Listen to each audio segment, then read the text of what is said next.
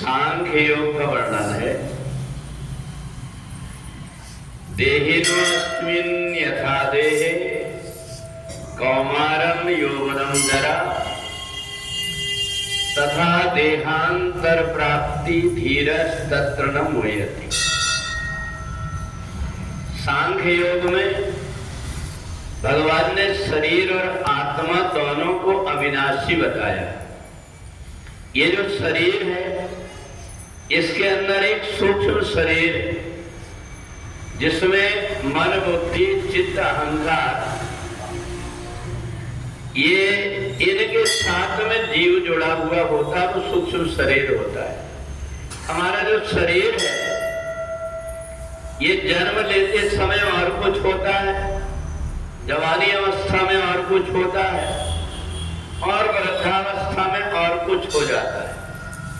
परंतु इसके अंदर जो सूक्ष्म शरीर है, ये सूक्ष्म शरीर हमारे विचारों से नया और पुराना होते रहता है। वह व्यक्ति जिसके जीवन में नए नए प्रकार के विचार आते हैं, नई नई उमंगें होती, उनका सूक्ष्म शरीर हमेशा कुछ न कुछ अच्छी चीजें सोचते रहता है और वो उसी तरफ लगा रहता है। बहुत से ऐसे व्यक्ति हैं जिनके पास में सब कुछ है परंतु उनकी सोच शून्य हो गई, और जिनकी सोच शून्य हो गई है उनके पास सब कुछ होते हुए भी निरस लगता है। उनके जीवन में अगर उनके सामने कोई हंस दे तो उनका दिमाग खराब हो जाता है कि हंसते हैं देख करके। अगर उनके सामने कोई व्यक्ति आनंदित हो रहा है उनको देख करके दुख लगता है कि ये पागल जैसे हो रहे हैं, क्योंकि उसके अंदर की अपनी सोच मर गई है। और जिसके अंदर की सोच मर गई है वो व्यक्ति जीते जी मुर्दा के जैसे हो जाता है। और इसलिए सांख्य योग में भगवान ने अपने सूक्ष्म शरीर से जोड़ना बताया। और जो योगी होता है वो तो इससे भी ऊपर कारण शरीर तक जुड़ जाता है, और कारण शरीर तक जुड़ करके वो अपने सूक्ष्म शरीर में भी जो कुछ कमी रह जाती है उसको कारण शरीर से पूरा करके और आनंद और उत्साह से भर देता है।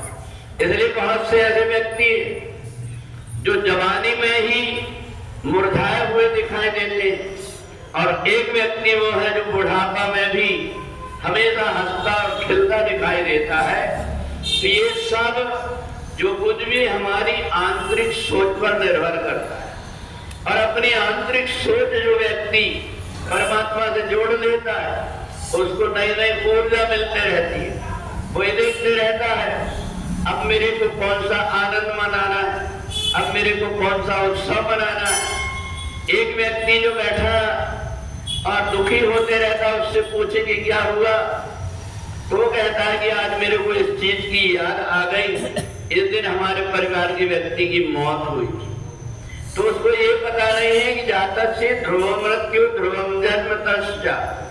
शरीर 5 भौतिक शरीर से जो व्यक्ति केवल जुड़ा रहेगा वह व्यक्ति तो हमेशा ऐसे ही नकारात्मक सोच में डूबा रहता है।